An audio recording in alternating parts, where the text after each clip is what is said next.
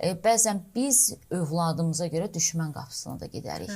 Düşmənin bəlkə ayağına da düşərik. Yalvararıq da. Çünki bala elə bir şeydir ki, o canından can ayrılır məsələsi var. Düşmənin bir qapısına da aparır adam. Bəli, düzdür. Yəni ona görə və çox xahiş edirəm ki, buradan izləyicilər bu məsələdə çox diqqətli olsunlar.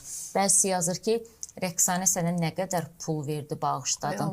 O dediyim sözün üzərindəyəm ki, mən heç vaxt mənə olan təhqiri hansısa pul qarşılığında bağışlamaram, mümkün deyil.